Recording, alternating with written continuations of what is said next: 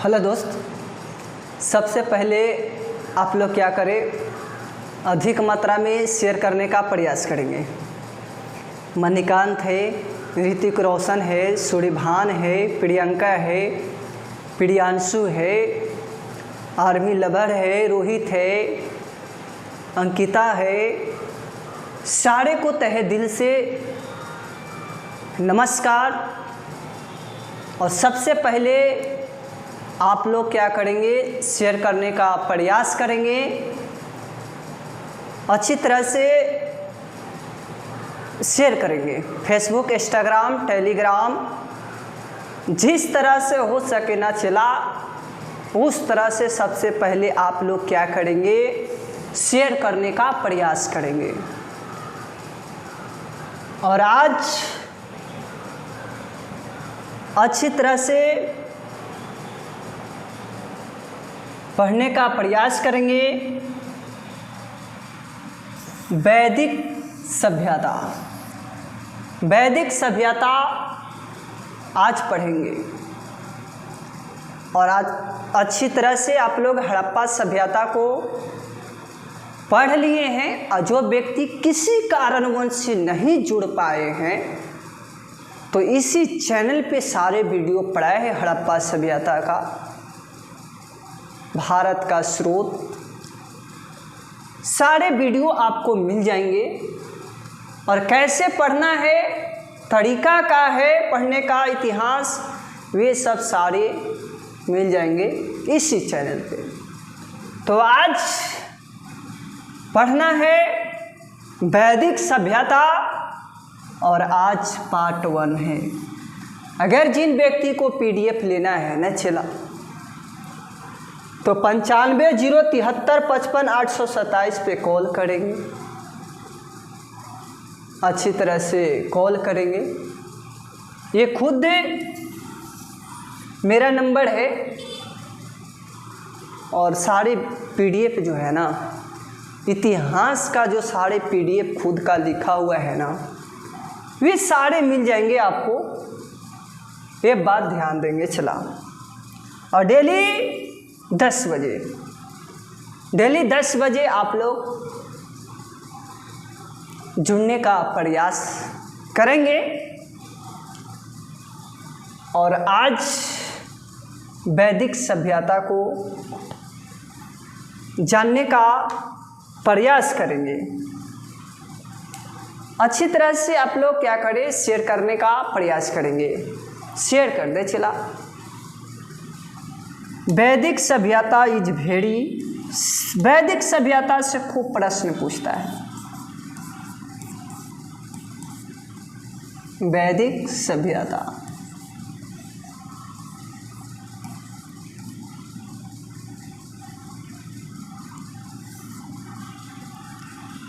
इसका कार्य पीरियड याद रखना है। वैदिक सभ्यता का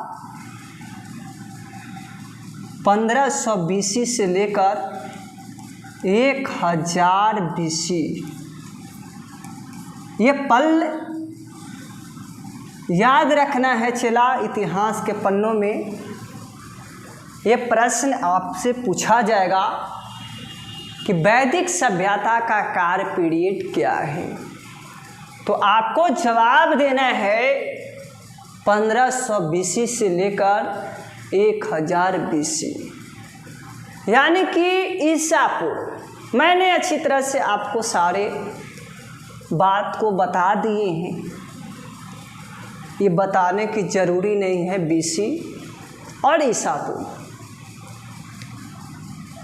अब समझेंगे वैदिक सभ्यता, आज अच्छी तरह से समझने का प्रयास करेंगे।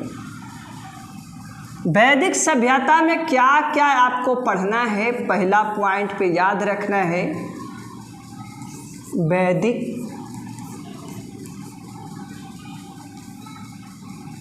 वैदिक सभ्यता,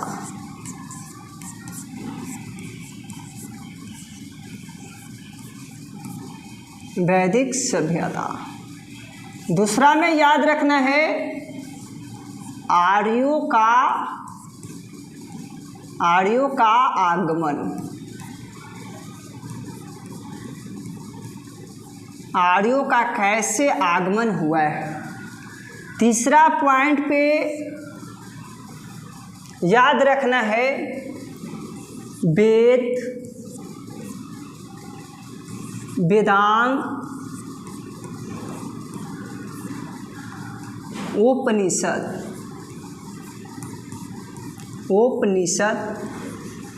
ये पल को याद रखना है चेला। 3 पॉइंट और हैं, तीसरा में याद रखेंगे वेद, वेदांत, उपनिषद। चौथा में आपको याद रखना है अच्छी तरह से, हाँ सारे आप लोग नोट्स करते हुए चलेंगे, सारे आप लोग नोट्स करते हुए चलेंगे। चौथा आप लोग पढ़ेंगे सामाजिक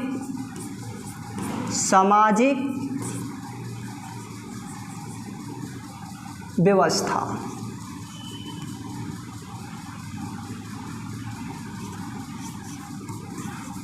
मच्छी तो लिखने नहीं दे रहा है चेला। व्यवस्था, सामाजिक व्यवस्था में समझेंगे। और पांचवा याद रखेंगे, हाँ वैदिक काल में देवता, वैदिक काल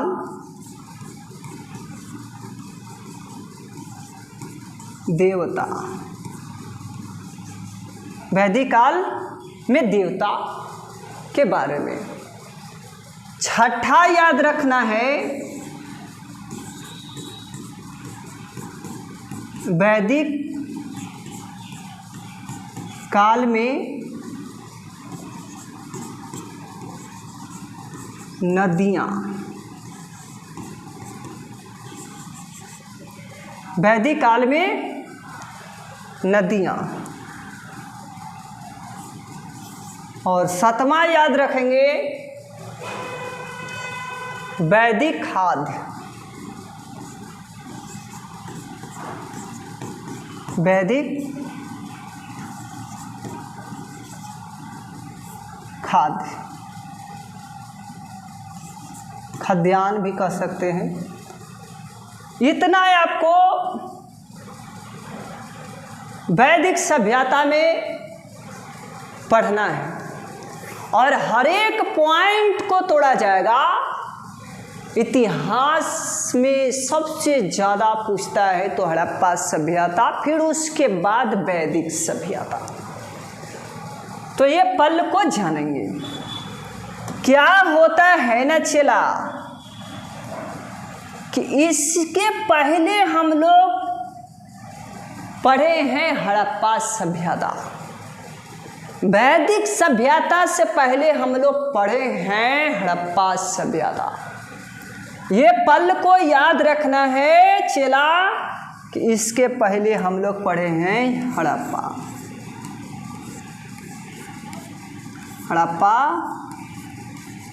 सभ्यता। ये पल को याद रखना है और ये आपका बाद वाला सभ्यता है। ये क्या है? वाद वाला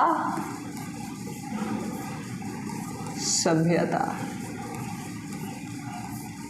ये याद रखना है। पहले हम लोग हड़प्पा सभ्यता पढ़े हैं, उसके बाद में हम लोग वैदिक सभ्यता को जानने का प्रयास करेंगे।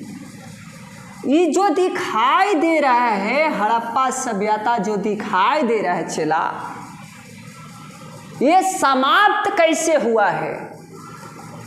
तब तो आपको वैदिक सभ्यता आया है। आखिर हड़प्पा सभ्यता समाप्त होने पर ही आपका वैदिक सभ्यता आया है। ये नहीं कि आपका हड़प्पा सभ्यता रहते हुए भी वैदिक सभ्यता आ जाएगा। ये तो गलत बात है। तो हड़प्पा सभ्यता पहले आया है, तब फिर जाके आपको बाद में वैदिक सभ्यता का उदय हुआ है, आगमन हुआ है। अब समझेंगे कि हड़प्पा सभ्यता समाप्त कैसे हुआ।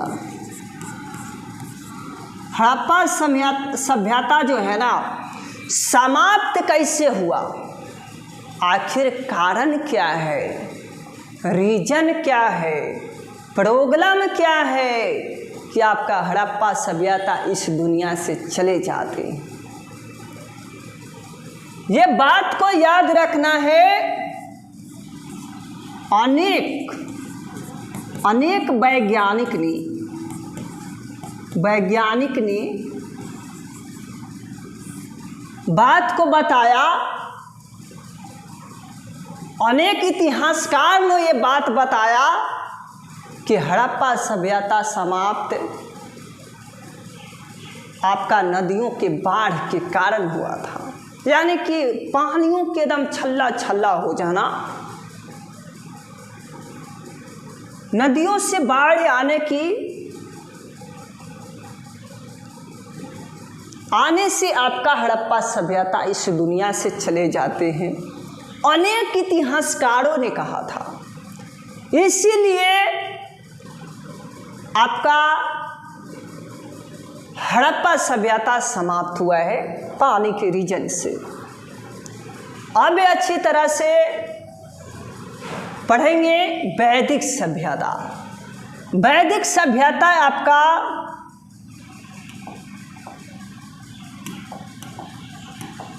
वैदिक सभ्यता में आर्यों का आगमन हुआ है। आर्यों का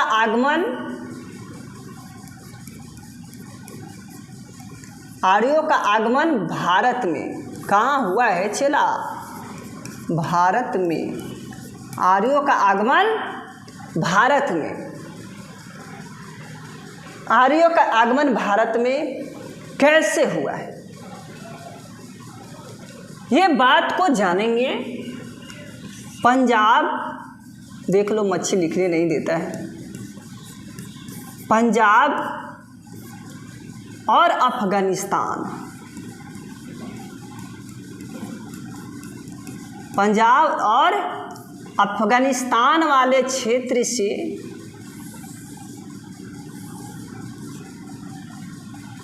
पंजाब और अफगानिस्तान से आए थे आर्य लोग ने, ऐसा हमारे वैज्ञानिक ने बात को बताया था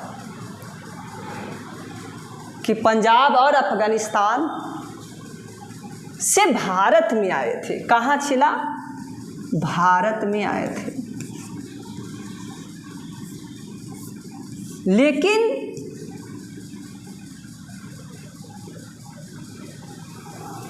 ये बात बताए थे, वैज्ञानिकों ने बात को बताया कि यह पंजाब और अफगानिस्तान से आर्य लोग नहीं आए थे। लेकिन यहाँ चला और समझेंगे अच्छी तरह से, हर एक पल को समझेंगे, हर एक कहानी को समझेंगे और समझते हुए चलेंगे। कहाँ से बिलोंग करते हैं सर? आप बहुत अच्छे समझा रखें। औरंगाबाद जिला से छोटा सा शहर पड़ता है उपहारा, मार्केट से मैं बिलोंग करता हूं दोस्तों। अब समझेंगे मैक्स मूलर के अनुसार। मैक्स मूलर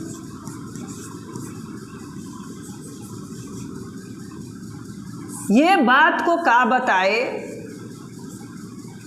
कि आर्य लोग जो है ना, आर्यों लोग को आगमन,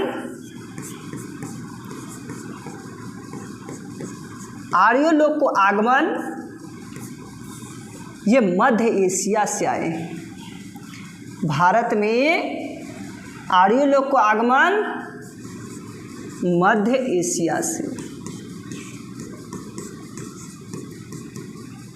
आर्यों लोग को आगमन कहाँ से हुआ है? मध्य एशिया से हुआ है। ये हमारे मैक्स मूलर साहब ने कहा। अब समझेंगे दयानंद सरस्वती का आर्यों लोग का आगमन। दयानंद सरस्वती,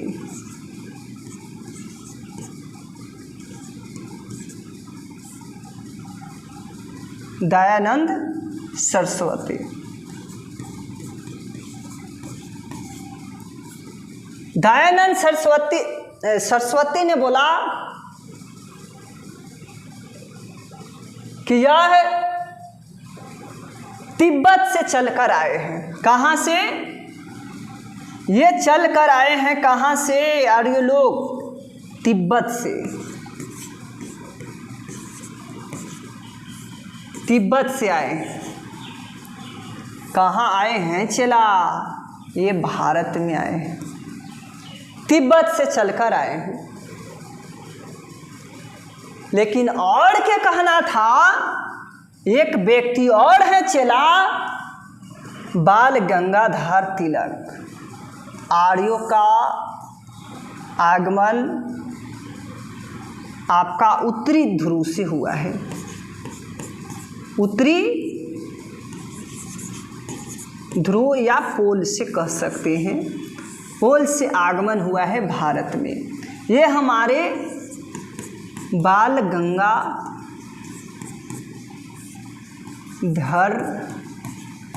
तिलक ने बात को बताया। बाल गंगाधर तिलक ने बात को बताया कि ये हमारे आर्यों लोग का आगमन जो हुआ है उत्तरी पोल से होकर आए, उत्तरी पोल से आए। ये हमारे कहने वाला कोई दूसरा व्यक्ति नहीं है, आपका बाल गंगाधर तिलक जी बोले हैं। लेकिन हर एक पॉइंट को समझते हुए चलना है। अनेक वैज्ञानिक ने बात को बताया कि आर्य लोग जो हैं पंजाब और अफगानिस्तान से चलकर आए, लेकिन वहीं पर ही खार थे। मैक्स मुलर ने कहा कि नहीं, आपका आर्य लोग जो है ना ये पंजाब और अफगानिस्तान से नहीं आया है, ये सिर्फ आए हैं तो मध्य एशिया से आए। लेकिन वहीं पर ही बोलते हैं दयानंद सरस्वती कि नहीं, ये तिब्बत से चलकर आए हैं गुरु, आप कहाँ हैं? और फिर बोलते हैं कि नहीं नहीं नहीं, वहाँ तिब्बत से नहीं चलकर आए हैं, आपको उत्तरी ध्रुव से आए हैं, उत्तरी पोल से आए हैं। और कौन आए हैं? बाल गंगाधर तिलक। अब समझेंगे कि जो वैदिक सभ्यता है, वैदिक सभ्यता है, ये सिंधु घाटी के पश्चिम हिस्सा में स्थिर है। पश्चिम हिस्सा में किसका? सिंधु घाटी के, सिंधु घाटी के पश्चिम हिस्से में स्थित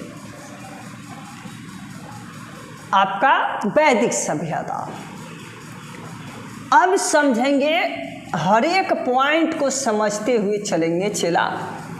ये बात को रखा गया है, हर एक पल को समझेंगे, हर एक पॉइंट को समझेंगे, तोड़ते हुए चलेंगे। अब समझना है चला, आर्य लोग, ये वैदिक सभ्यता जो है ना, ये आपका वैदिक सभ्यता है। वैदिक सभ्यता जो है ना, ये आपका ग्रामीण सभ्यता है, ग्रामीण सभ्यता माना जाता है इसको।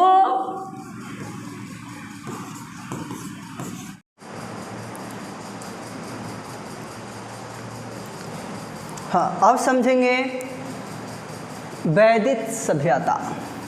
बहुत अच्छी तरह से आप लोग समझने का प्रयास करेंगे। वैदिक सभ्यता,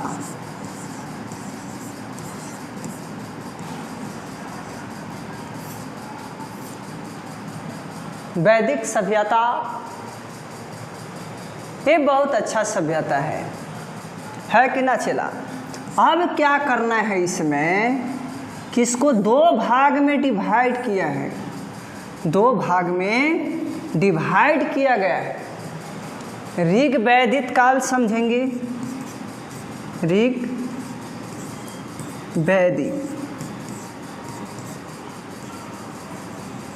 काल, और इन्हें समझेंगे उत्तर वैदिक काल, उत्तर वैदिक काल। ये परंपरा को समझने का प्रयास करेंगे। अब क्या होता है ना चला, इसका काल पीरियड याद रखना है 1500 BC से लेकर 1000 BC, 1000 BC। इसको काल पीरियड ऋग्वेद को याद रखना है 1000 BC से लेकर आपको यहाँ 1000 नहीं होगा, 1500 से लेकर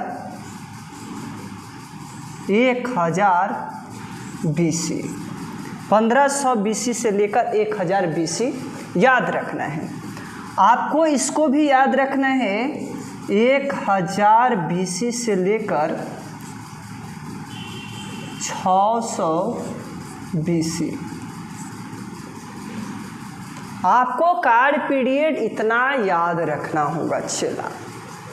अब बात को समझेंगे, हर एक पॉइंट को समझते हुए चलेंगे।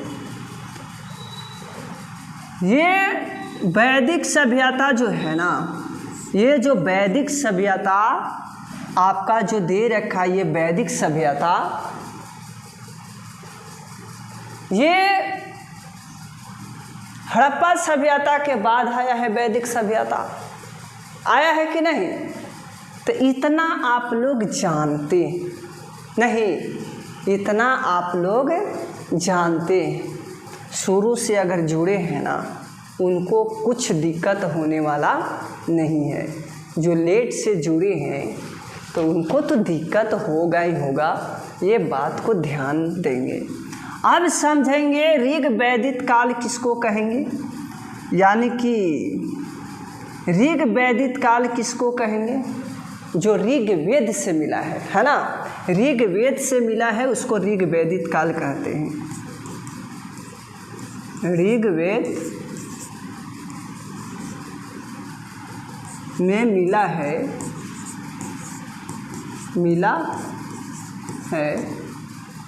उसे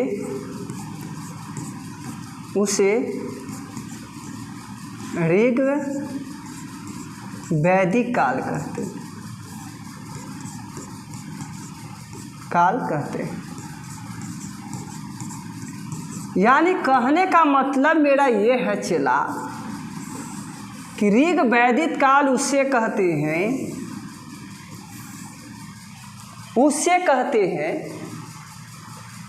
कि ऋग वेद से मिला है, उसे ऋग वैदिक काल कहते हैं।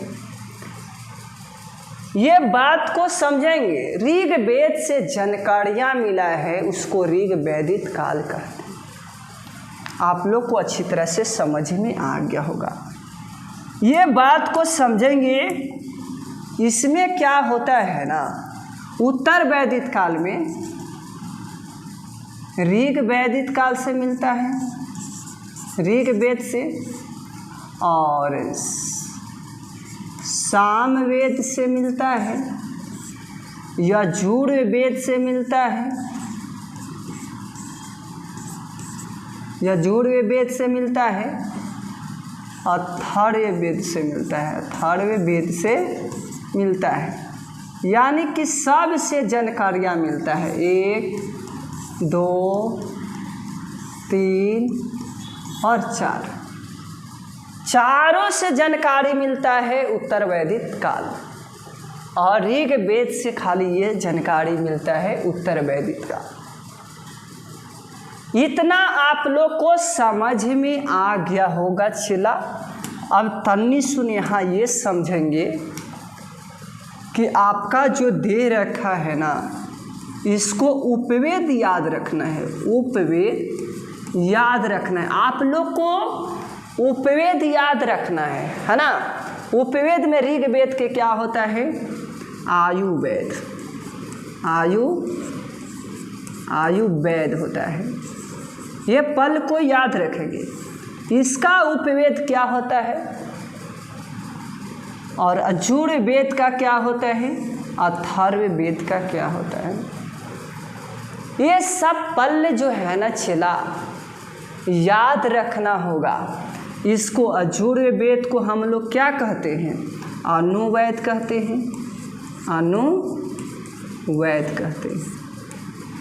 इसको क्या कहते हैं, गंधर्व वेद, गंधर्व वेद कहते हैं, गंधर्व वेद। और ये वाला चेला याद रखना है, शिल्प वेद कहा जाता है, शिल्प वेद कहा जाता है। आपको उपवेद याद रखना है। एग्जाम में आपको पूछा जाएगा कि ऋग्वेद का आयुर्वेद, सामवेद का गंधर्व वेद, यजुर्वेद का अनुवेद, अथर्ववेद का शिल्प वेद आपको एग्जाम में पूछा जाएगा, तो आपको जवाब देना होगा। बात इतना आप लोग को समझ में आ गया होगा।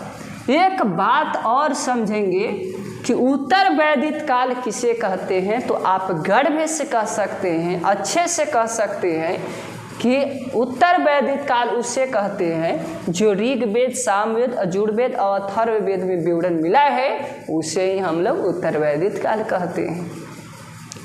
इतना आप लोग को समझ में आ गया होगा। अब ध्यान देना है चेला, इसकी भाषा क्या था, आर्यों का भाषा क्या था, भाषा क्या था, तो आपको जवाब देना है संस्कृत। क्या था चेला, संस्कृत था। आर्यों की भाषा क्या था, संस्कृत था। और एक पल और याद रखना है कि आर्यों का सबसे प्रिय देवता कौन थे, तो सबसे प्रिय देवता याद रखेंगे, प्रिय देवता आपको घोड़ा को याद रखेंगे, घोड़ा को याद रखेंगे। प्रिय देवता, प्रिय मानते थे, आपको घोड़ा को मानते थे, ये पल को याद रखेंगे, प्रिय देवता, है ना। हाँ, प्रिय अगर पूछेगा कि प्रिय आप बताइए कि किसको देवता मानते थे, हाँ तो इंद्र भगवान को। लेकिन पशु की बात किया जाएगा तो घोड़ा को प्रिय देवता मानते थे, है कि नहीं। अगर ऐसे अगर पूछा जाएगा कि प्रिय पशु किसको मानते थे, तो घोड़ा को मानते थे। लेकिन देवता की बात बोल देंगे ना कि प्रिय देवता सबसे अच्छा, तो आपको देवता जैसे ही नाम आ जाएगा देवता का, तो सबसे अच्छा देवता मानते थे इंद्र भगवान के, इंद्र भगवान के। ये पल को याद रखना है, इंद्र भगवान को मानते थे। अब ध्यान देना है अच्छी तरह से, ये जो पल है ना, ये जो पल है आपको सारे याद करना होगा चेला। ये जो पल है आपको सारे याद करना होगा, हर एक पॉइंट को याद करना होगा मोहब्बत से, अच्छे से। ये सब आपको एग्जाम में मिलते हैं चेला। अब ध्यान देंगे, हाँ दूसरा स्टेप में मैंने क्या लिखा था, उसके बाद आपको पढ़ना है वेद, वेदांग, उपनिषद, यही आपको पढ़ना है। तो सबसे पहले आप ये समझेंगे कि वेद 4 प्रकार के, वेदांग आपको 6 प्रकार के,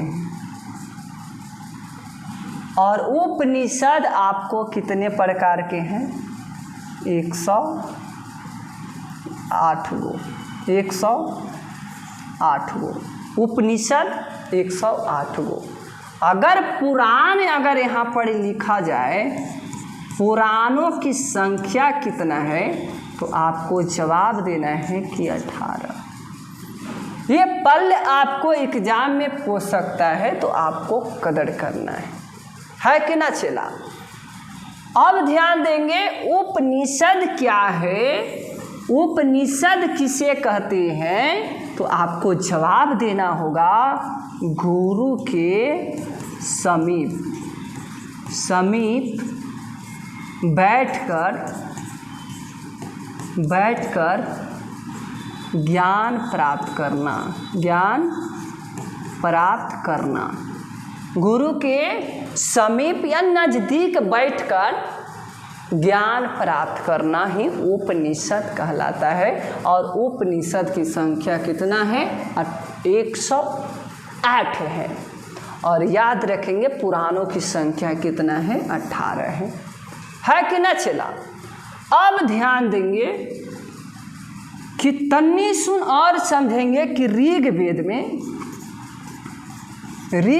में बताएंगे मंडल कितने हैं।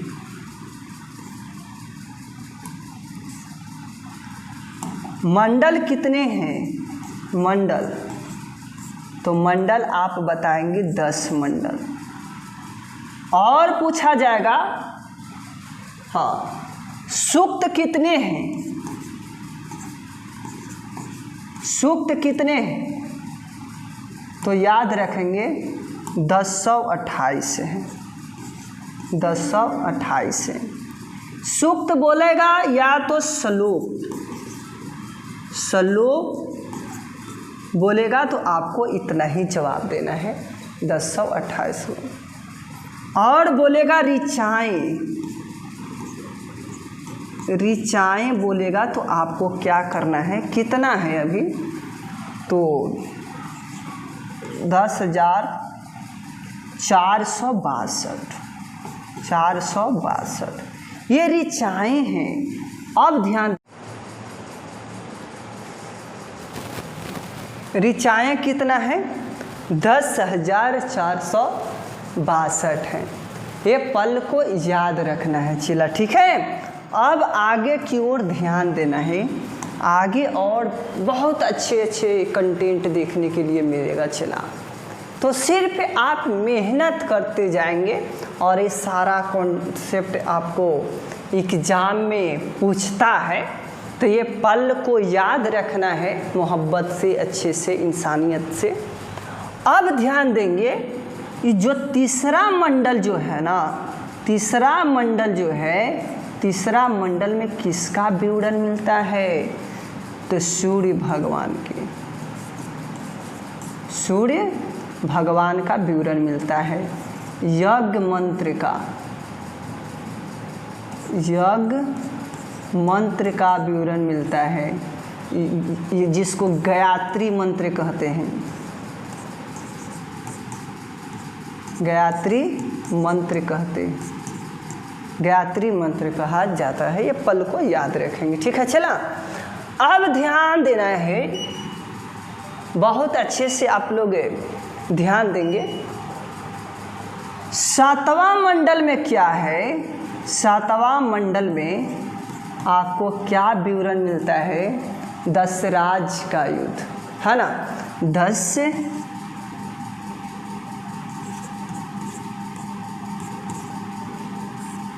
दशराज का युद्ध, दशराज की युद्ध आपको याद रखना है ना। आप लोग अच्छी तरह से बैटरी लो बता दिया है ना। बैटरी क्या बोल रखा है ये बंदे ने? हाँ बिल्कुल चला, बैटरी लो है। दशराज की युद्ध का लाइन कट गया था दोस्तों। अब समझेंगे 7वां मंडल में किसका विवरण है। 7वां मंडल में किसका विवरण है?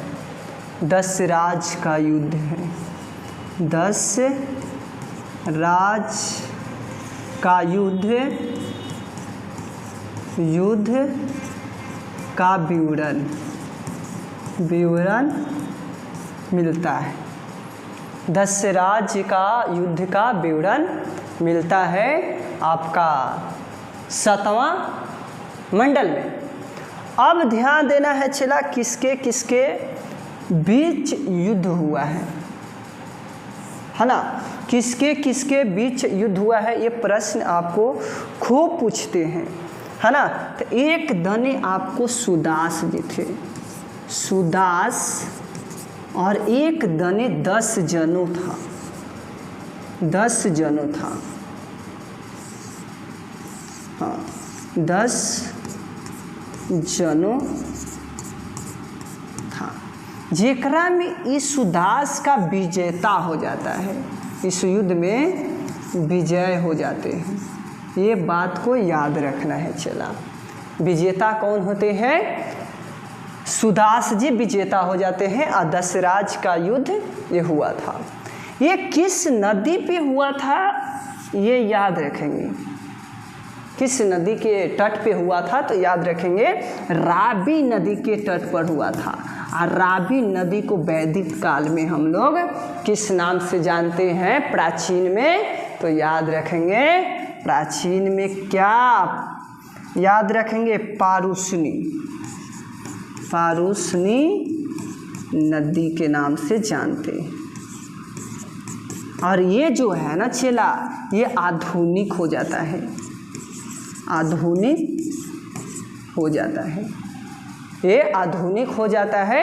और ये आपका पारुष्णी नदी हो जाता है, जो कि आपको रावी नदी को ही बोला जाता है ना। लेकिन ये जो है ना चेला, ये पारुष्णी नदी है, रावी नदी का ही बोला जाता है। ये बात को ध्यान से समझेंगे। और हाँ, इसको हम लोग पारुष्णी नदी वैदिक सभ्यता में ही बोलते हैं, ऋग्वेद में, है ना। ये पल को याद रखना है। और यहाँ से प्रश्न उठते हैं, और याद रखेंगे 10वां मंडल में किसका विवरण मिलता है ना। आप लोग कमेंट में डालें, अच्छी तरह से डालने का प्रयास करें। हम बताए हैं चला, हम बताए हैं 10वां मंडल, आप लोग अच्छी तरह से कमेंट में डालेंगे, ठीक है। सारे बता दिए, हाँ बिल्कुल बिल्कुल चला, हाँ पुरुष सूक्त का विवरण मिलता है 10वां मंडल, बहुत अच्छे। अब ध्यान देंगे, आधुनिक हो गया, ये पल को जान लिए आप लोग अच्छी तरह से, मंडल समझ लिए। और ये भी जान लीजिए कि जो आपको वैदिक सभ्यता है, वैदिक सभ्यता, ये जो वैदिक सभ्यता है ना चला, ये जो वैदिक सभ्यता जो दिखाई दे रहा है लिखा हुआ, इसको वर्ण के आधार पे व्यवसाय जिसको बोलते हैं 5 भागों में बांटा गया है, याद रखेंगे। ऋग्वेद में, ऋग्वेद में, ऋग्वेद में, ऋग्वेद में, हाँ ऋग्वेद में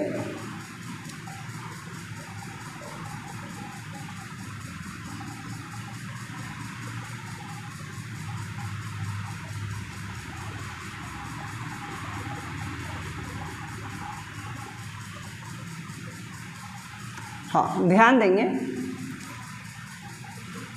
वैदिक सभ्यता जो है ना, जो वैदिक सभ्यता जो है ऋग्वेद में क्या होता है ना, ऋग्वेद में व्यवसाय के आधार पर, व्यवसाय के आधार पर, आधार पर, आधार पर 4 भागों में, 4 भागों में बांटा गया है। वैदिक सभ्यता ऋग्वेद जो है ना, ऋग्वेद में व्यापार व्यवसाय के आधार पे 4 भागों में बांटा गया है। व्यवसाय के आधार पे 4 भागों में बांटा गया है। ये परंपरा अच्छी तरह से जान लेंगे, ठीक है। कितने भागों में, 4 भागों में बांटा गया है। पहला याद रखेंगे चला, पहला आपको याद रखना है, पहला में ब्राह्मण, ब्राह्मण, है ना। दूसरा याद रखेंगे क्षेत्रीय, क्षेत्रीय। तीसरा याद रखेंगे, तीसरा याद रखेंगे ब्राह्मण क्षेत्रीय, और याद रखेंगे वैश्य, और चौथा याद रखेंगे शूद्र, शूद्र। यानी ऋग्वेद में व्यवसाय के आधार पे 4 भागों में बांटा गया था। आपको ये परंपरा याद रखना है ना। ये परंपरा याद रखना है, आपको एग्जाम में पूछा जाएगा तो ये पल को आपको ध्यान देना है और अच्छी तरह से समझ में आपको आना चाहिए, है ना। तो ये व्यवसाय के आधार पे 4 भागों में बांटा गया था। यानी कहने का मतलब है ना चला, ये समाज को बांटा गया था, समाज को बांटा गया था 4 भागों में। व्यवसाय के आधार पर ऋग्वेद में समाज के 4 भागों में बांटा गया था। ये पल को याद रखेंगे, ब्राह्मण, क्षत्रिय और वैश्य और शूद्र, है ना। तो ये ब्राह्मण जो थे ना, ब्राह्मण को हम लोग क्या कहते हैं? ब्राह्मण जो होते हैं वेद का ग्रहण करना, वेद का ज्ञान लेने वाले को, लेने वाला को, लेने वाला को। अब ध्यान देंगे, क्षेत्रीय लोग वे होते हैं जो आर्मी, आर्मी जो डिफेंस लाइन में हो, है ना। बिल्कुल बिल्कुल, ये सब आपको क्षेत्रीय डिगडिगा जो बंदूक चलता है ना चला, वह डिग डिग डिग डिग डिग डिग ढाएँ ढाएँ ढाएँ, ये वाला आपको चलता है क्षेत्रीय, बोला जाए क्षेत्रीय में आ जाते हैं, है ना। समाज को 4 वर्गों में बांटा गया था, ये पल को याद रखेंगे। वैश्य वैसे थे व्यापार, व्यापार लोग करने वालों को हम लोग वैश्य के नाम से जानते हैं ऋग्वेदित में, है ना।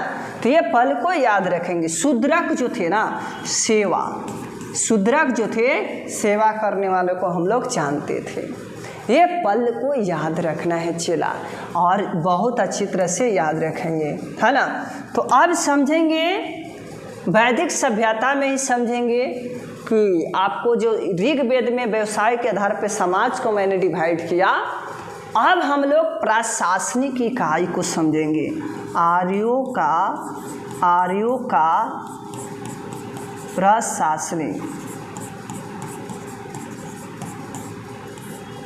इकाई, इकाई के आधार पर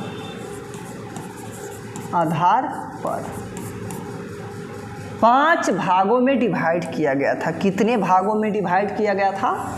5 भागों में, 5 भागों में डिवाइड किया गया था। ये पल को याद रखेंगे। कितने भागों में चला? 5 भागों में डिवाइड किया गया था। ये पहला याद रखेंगे, पहला आपको कुल कहा जाता है, कुल।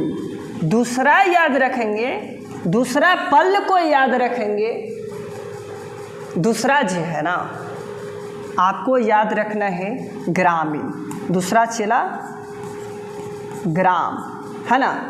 अब तीसरा याद रखेंगे, बहुत अच्छी तरह से आप लोग तीसरा याद रखेंगे 20। तीसरा कौची कहेंगे? 20 कहेंगे। चौथा कौची कहेंगे? जन। ये आपका जो है ना चला, ये तीसरा है और ये चौथा है। चौथा को हम लोग कौची कहते हैं? जन। और 5वां आपको राष्ट्र कहते हैं। क्या कहते हैं? राष्ट्र। 5वां राष्ट्र कहेंगे। ये पल को याद रखना है चला, याद करते हुए चलना है। एग्जाम में खूब पूछता है। कुल को कुलप भी कहते हैं, याद रखेंगे, कुलप भी कहा जाता है। ये बहुत अच्छी तरह से याद रखेंगे। इसका प्रधान कौन होते हैं? प्रधान कौन होते हैं? प्रधान कौन होते हैं? तो आपका कोई दूसरा नहीं, पितांत होते हैं, पिता होते हैं। क्या होते हैं? पिता होती हैं। ये पल को याद रखना है, ये पल को याद रखना है। कौन होते हैं? दूसरा नहीं होता है, आपको पिता ही होते हैं। ये बात को जानकारी हो जाना चाहिए। चला, बहुत एग्जाम में पूछा जाता है। इसका ग्रामीण का मतलब ही होता है कौची? ग्रामीण याद रखेंगे। ग्रामीणी होता है इसका प्रधान। क्या होता है? प्रधान होता है ग्रामीणी। ये पल को याद रखना है चला। अब ध्यान देंगे, ये जो 20 जो दिखाई दे रहा है ब्लॉक लेवल पर होता है। अब ब्लॉक लेवल पर होता है न चला, तो ये ध्यान देंगे। हाँ, इसका कौन होते हैं? 20 पत्ती होते हैं, 20 पत्ती जी होते हैं। ये पल को याद रखेंगे, 20 पत्ती जी होते हैं। और जन मतलब कौन होते हैं? हाँ, जन मतलब कौन होंगे? राजन हो जाएगा। क्या कहेंगे? राजन कहा जाएगा। और हाँ, याद रखना है, ये जो आपको दिखाई दे रहा है ना, आर्यों का प्रशासनिक इकाई के आधार पे कितने भाग में? 5 भाग में डिवाइड किया गया है चला। और ये भी बात जान ले कि ये जो दिखाई दे रहा है कौन कौन भाग में बांटा गया है? कुल, ग्राम, 20, जन, राष्ट्र में डिवाइड किया गया है। और हाँ चला, कुल को हम लोग कुलप भी कहते हैं। अब कुलप कहते हैं। और कुलप का प्रधान क्या होता है, या कुल का प्रधान कौन होते हैं? तो गर्व से कहना है प्रीतांत होते हैं। और हाँ, उन्हीं को कहा जाता है ना जो पिता है, पिता कहें तो कहा जाता है प्रीतांत। और एक माता का सभ्यता पढ़े हैं जो कि हड़प्पा सभ्यता कहा जाता है। और ये भी जान गए हैं कि पिता का सभ्यता कौन माना जाता है? वैदिक सभ्यता माना जाता है। ये पल को याद रखना है चला। अगर कुछ करना है ना ज़िंदगी में, तो ये सब आपको याद करना ही होगा, मेहनत करना होगा। आइए सब BPSC सब निकालना है ना, तो ये सब खूब पूछता है प्रश्न, याद रखेंगे। ठीक है। ग्राम का प्रधान कौन होते हैं? ग्रामीणी तो होते हैं, इसमें सोचने की क्या बात है चला। और 20 का प्रधान कौन होते हैं? 20 पत्ती जी होते हैं, 20 पत्ती जी होते हैं। ये याद रखना है चला। और जन का प्रधान कौन होते हैं? राजन कहलाता है। जन का प्रधान कौन होते हैं? राजन होते हैं। ये बात को ध्यान देना है। और राष्ट्र का तो है ही पूरी कहानी इसी पे टिका हुआ है, तो ये बात को ध्यान देना है। ये सब प्रश्न आपको एग्जाम में पूछेगा तो आपको जवाब देना है ना चला। तो ये सब आपको अगर प्रश्न आ जाए एग्जाम में, तो ये सब आपको आना चाहिए, है ना। ये सब छूट गया न चला तो बहुत दिक्कत है ना। तो ये सब याद रखेंगे। वैदिक काल की देवता को अब जानेंगे, ये बहुत अच्छी तरह से याद रखेंगे। वैदिक काल की देवता को जानेंगे। वैदिक काल देवता को जानेंगे। ये पल को याद रखेंगे। वैदिक काल के हम लोग देवता को जानेंगे, कौन कौन देवता हैं, इनका क्या काम है, ये सब हम लोग खूब जानेंगे नहीं। तो सबसे पहले आप देवता के नाम को जानेंगे। पहले नाम इनका क्या क्या होता है, फर्स्ट में याद रखेंगे। फर्स्ट में नाम याद रखेंगे इंद्र भगवान। इंद्र भगवान के नाम याद रखेंगे, इंद्र भगवान। दूसरी आपको याद रखना है, दूसरा में याद रखना है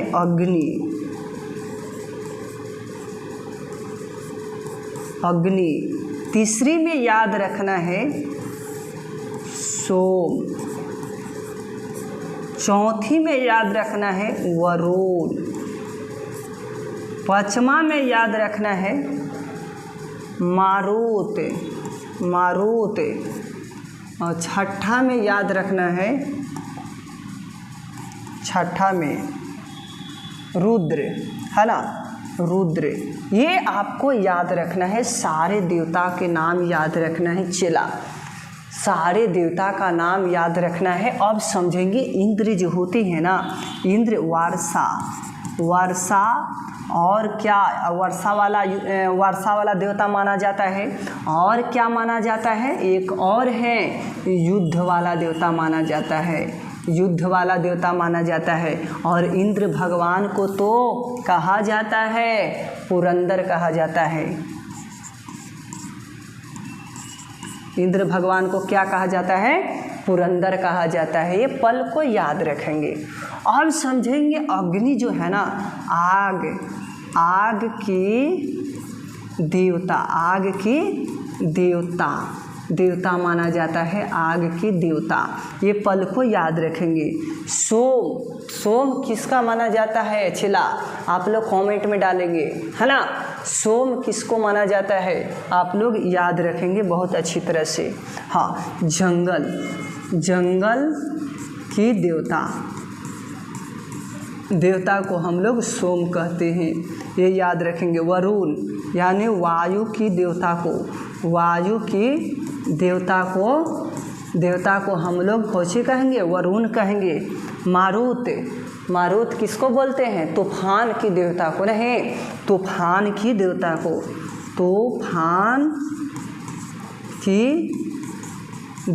को कहते हैं, तूफान की देवता को कहते हैं।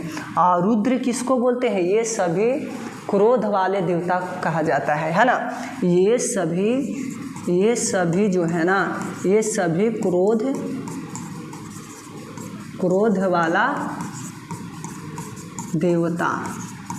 वाला देवता को माना जाता है।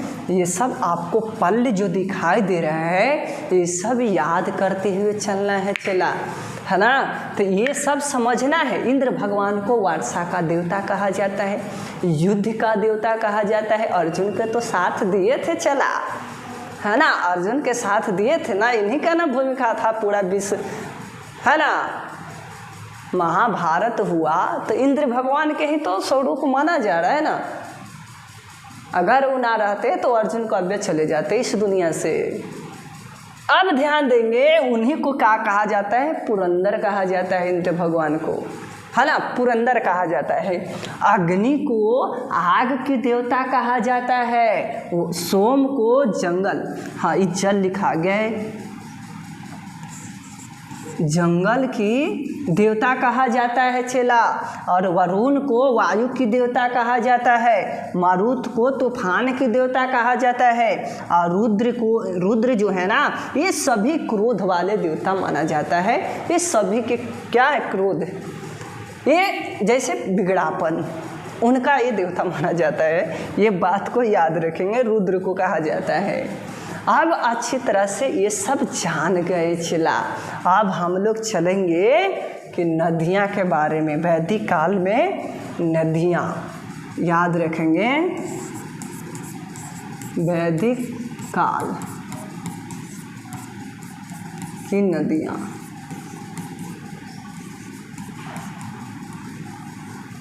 ये जानेंगे वैदिक काल की नदियाँ। ये सब आप लोग अच्छी तरह से नोट्स करते हुए चलेंगे। आप लोग अच्छी तरह से क्या करेंगे चला? नोट्स करते हुए चलेंगे। ये सब पल जो होते हैं ना, ये बहुत अच्छी तरह से होते हैं। और ये जो है ना, ऋग्वेद में, ये कौन सा? ऋग्वेद में, ऋग्वेद,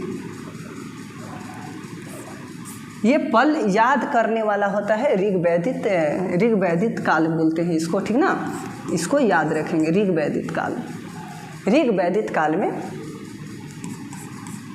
काल में नदी। अब समझेंगे चला। इन्हें हम लिखते हैं आधुनिक,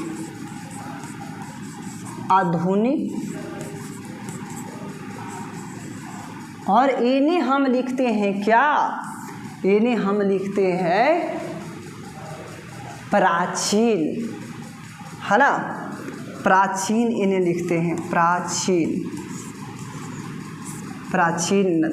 प्राचीन में नदी। अब समझेंगे चला। अब आधुनिक में क्या क्या नाम रखना है? नया नाम इधर, पुराना नाम इन्हें, है ना। तो ये समझेंगे। सतलज एक हो गया,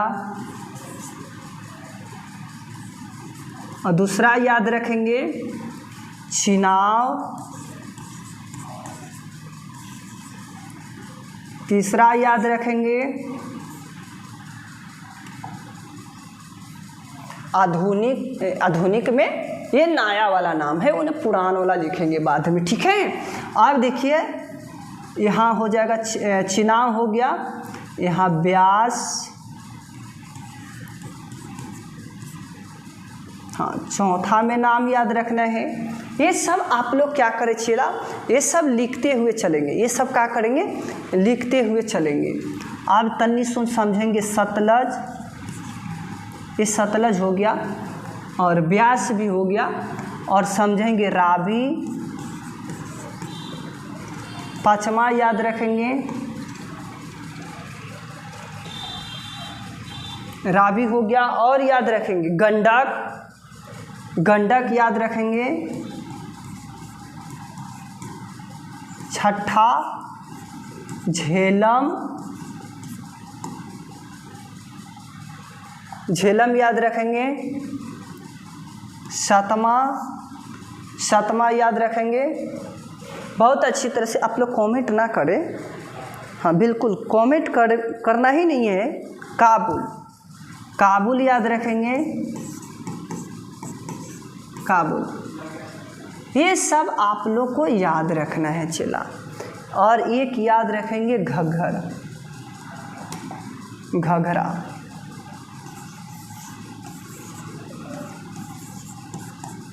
ये सब नदी आपको याद रखना है। सतलज को हम लोग क्या बोलेंगे, सतलज को आप लोग जवाब देंगे, कमेंट करेंगे, है ना, सारे लोग कमेंट करेंगे। याद रखेंगे सुत्रुदी, है ना, इसको याद रखेंगे। चिनाव को क्या रखेंगे, नाम आश्विनी।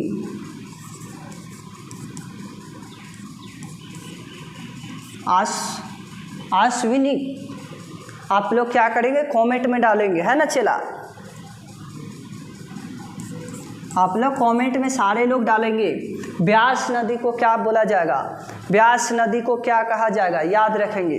व्यास नदी को क्या कहा जाएगा आप लोग डालेंगे कमेंट में। बिल्कुल बिल्कुल चला। एक लड़का क्या आया है, विपाशा, विपाशा आया है, बिल्कुल करेक्ट है। और याद रखेंगे रावी नदी को आप लोग कमेंट में कीजिए। मणिकांत है, रोशन है, ये रावी नदी को आप लोग कमेंट करेंगे बहुत अच्छी तरह से। हाँ बिल्कुल बिल्कुल। जो दशराग का युद्ध हुआ है ना, पारुसनी नदी के नाम से जानते हैं इसको, रावी नदी को पारुसनी नदी के नाम से जानते हैं। और ध्यान देंगे दशराग का युद्ध इसी नदी पे के किनारे हुआ है, नदी पर, है ना। अब ध्यान दीजिए गंडक, गंडक को सादा नीरा याद रखेंगे, सादा नीरा, सादा नीरा याद रखेंगे। झेलम, झेलम को बिस्ता, बिस्ता याद रखेंगे, बिस्ता, झेलम को बिस्ता कहते हैं। और काबुल को क्या कहेंगे, काबुल को आप लोग कमेंट में करेंगे, है ना, बिल्कुल बिल्कुल कोड़माय। और याद रखेंगे घग्घर को, घग्घर को हम लोग क्या कहते हैं, है ना, घग्घर को सरस्वती, बिल्कुल सरस्वती। ये सब याद रखना है। ये आपका इतना ही याद रखना है। सतलज को सुतुर्ती कहते हैं, और चिनाव को अश्विनी कहते हैं, अश्विनी कहते हैं ना। हाँ ये याद रखेंगे, ठीक है, बिल्कुल बिल्कुल बिल्कुल बिल्कुल। और याद रखेंगे, और याद रखेंगे रे छेटुआ, व्यास नदी को विपाशा कहेंगे, रावी को पुरुषनी कहते हैं, गंडक को सादा नीरा कहते हैं, झेलम को बिस्ता कहते हैं, काबुल को कुरमा कहते हैं, और घग्घर को सरस्वती कहते हैं। ये पल आप लोग क्या करेंगे, ये सब सारे नोट्स करते हुए चलेंगे, ये सब सारे आप लोग नोट्स करते हुए चलेंगे। बहुत अच्छे बहुत अच्छे बहुत अच्छे। आप लोग कमेंट करेंगे कैसा लग रहा है। हाँ बिल्कुल बिल्कुल अच्छे लग रहा है ना दोस्त, अच्छे लग रहा है ना। तो ये सब याद रखेंगे। प्रिय पशु घोड़ा को माना जाता है, मैं बार बार बता रहा हूँ। हाँ बिल्कुल, देवता इंद्र भगवान को माना जाता है। और याद करना है, अब ध्यान देना है चिला। अब क्या होता है ना, दूर दूर जाने वाले व्यक्ति को हम लोग क्या कहते हैं वैदिक सभ्यता में, यानी कि वैदिक वैदिक सभ्यता में दूर दूर जाने वाले को हम लोग क्या कहते हैं, ये पल को याद रखना है। दूर दूर जाने वाले को, जाने वाला को हम लोग क्या कहते हैं, पन्नी कहा जाता है। क्या कहा जाता है, पन्नी कहा जाता है। दूर दूर जाने वाले लोगों को क्या कहते हैं, पन्नी कहा जाता है। और वो वैदिक सभ्यता में कहा जाता है। ये पल को याद रखना है चेला, पल को याद रखना है। और हाँ, वैदिक सभ्यता में ही एक नियम है कि अगर विधवा, अगर कोई महिला है, अगर विधवा कोई महिला है, विधवा कोई महिला है और उसको विवाह देवर से हो सकता है, देवर से कर सकते हैं, करने का आपका अधिकार है। यदि वैदिक सभ्यता में ये कहना है कि अगर विधवा कोई औरत है, कोई विधवा औरत है तो देवर के साथ सुविवाह कर सकती है। ये आपको इसमें समझ में आ जाना चाहिए वैदिक सभ्यता में। हाँ बिल्कुल, ये नियम दे रखा है, हाँ बिल्कुल दे रखा है चला। इसमें कन्फ्यूज होने की क्या बात है बताओ, इसमें दे रखा है सारे, ये याद रखेंगे। और हाँ चला, एक बात और याद रखेंगे, एक बात और याद रखेंगे, बहुत अच्छी तरह से समझने का प्रयास करेंगे कि आपका वैदिक, ये जो वैदिक सभ्यता है, वैदिक आपका सभ्यता है, वैदिक आपको जो सभ्यता है ना चला, इसमें लोहा का खोजा गया था। इसमें क्या खोजा गया था, लोहा का। लेकिन उसमें क्या था, धातु खोजा गया था। हड़प्पा सभ्यता में आपको तांबा का, है ना, खोजा गया था ना। और यहाँ समझेंगे लोहा को खोजा गया है, ये पल को याद रखेंगे, ये पल को याद रखेंगे। ये बहुत अच्छा प्रश्न पूछा जाता है। और लेकिन हाँ चला, यहाँ पर तांबा को क्या कहा जाता है वैदिक सभ्यता में, तांबे को क्या कहा जाता है, लोहित आयस, लोहित आयस कहा जाता है, लोहित आयस कहा जाता है। ये याद को याद रखना है, ये याद रखना ही पड़ेगा आपको वैदिक सभ्यता में। बिल्कुल बिल्कुल बिल्कुल, हाँ बिल्कुल, और याद रखेंगे। और ये जो है ना, वैदिक सभ्यता में लोहा को क्या कहा जाता है, श्याम, श्याम, श्याम आयास, क्या कहा जाता है, आयास कहा जाता है, याद रखेंगे, ठीक है। और ये पल आपको याद रखना है, इतना ही, इतना से ज़्यादा आपको नहीं प्रश्न पूछने वाला है। ये पल को याद रखना है और सारे लोग नोट्स करते हुए चलेंगे, ये सारे लोग नोट्स करते हुए चलेंगे। एग्जाम में प्रश्न पूरा पूछता है चला, और याद रखना है, बिल्कुल बिल्कुल। और इतना ही नहीं चला, ये आप लोग को याद रखना ही पड़ेगा ना। जब नौकरी लेना है ना तो आपको मेहनत करना है। नौकरी जब लेना है तो मेहनत कर। एक लड़का बोल रखा है कि सर आपका जो सॉन्ग रहता है ना, वे बहुत अच्छा लगता है।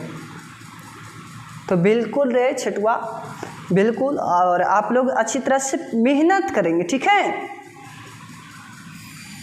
और समझेंगे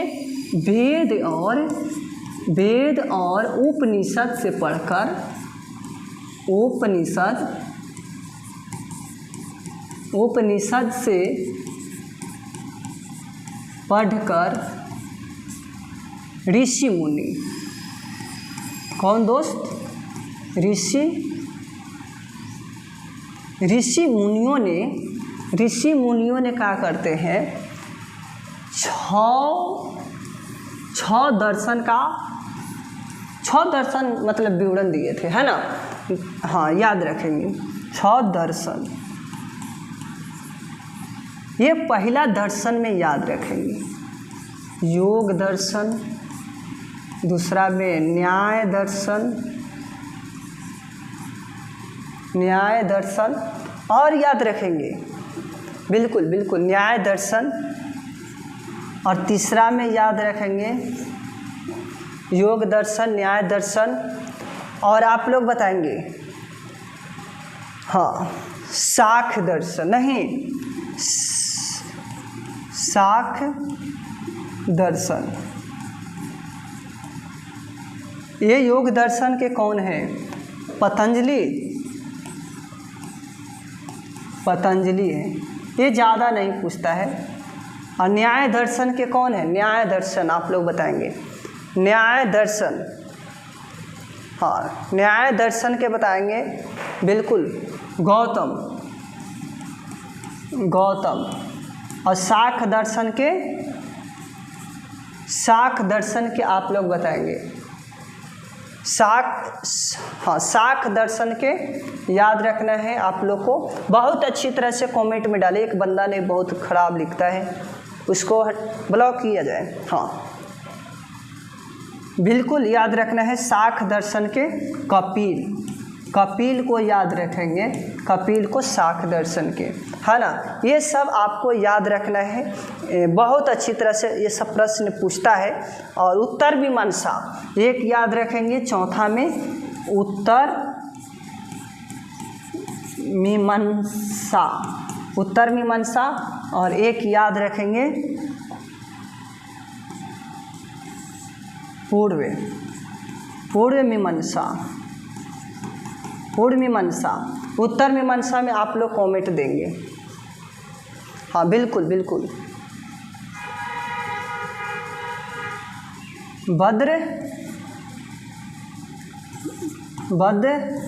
बदरायण ने दिया था। और पूर्व मीमांसा में कौन है? तो जैमिनी, बिल्कुल जैमिनी, ये याद रखेंगे। पूर्व में जैमिनी था, ये याद रखेंगे। ये पल जो है ना आपको याद रखना है, ठीक है। ये बंदा देखो फिर लिख रहा है क्या सर आप कहाँ से बिलोंग करते हैं? अरे बंदा कई बार बताओ, है ना, कम से कम इतना तो समझ में आ जाना चाहिए ना कि हाँ बिल्कुल चला। तो ये पल को याद रखना है। योग दर्शन के पतंजलि, न्याय दर्शन के गौतम, और शाख दर्शन के कपिल, और याद रखेंगे उत्तर मीमांसा के बदरायण, और पूर्व मीमांसा के जैमिनी। इतना आपको याद करते हुए चलना है और नोट्स करते हुए चलना है, ताकि जब लोग बदल सकते हैं तो आप क्या चीज़ हैं। तो बस आज भर रहने देते हैं इतना ही, और मिलते हैं कल इसी मोहब्बत के साथ, इसी प्यार के साथ, इसी जज्बे के साथ। तो थैंक्स दोस्त, और नेक्स्ट दिन आपसे मोहब्बत होगा। इसी टाइम में आप लोग जुड़ने का प्रयास करेंगे। टाइम याद रखना है 10, हाँ 10 बजे से आप लोग जुड़ने का प्रयास करेंगे, है ना। तो ये परंपरा जान ले 10 बजे से। और देख ले ये 8वीं क्लास का ये बच्चे ने कितना खूबसूरत ये पल, ये नज़ारे बना रखी है। ये गर्ल से बहुत अच्छा बनाया है। ये इतना खूबसूरत, बहुत अच्छे हैं। आप लोग को इतना दिखा दिए, और बना के लाई है। सारे दिखाना पॉसिबल नहीं बनता है, ये सब साटा हुआ है, कबाड़ने पड़ेगा ना चला। तो मिलते हैं नेक्स्ट दिन इसी मोहब्बत के साथ, इसी प्यार के साथ, इसी जज्बे के साथ। और जो नए बंदे जुड़े हैं, चैनल को सब्सक्राइब नहीं किए तो सबसे पहले चैनल को सब्सक्राइब कर दें, लाइक कर दें और अधिक मात्रा में शेयर कर दें। थैंक्स दोस्त।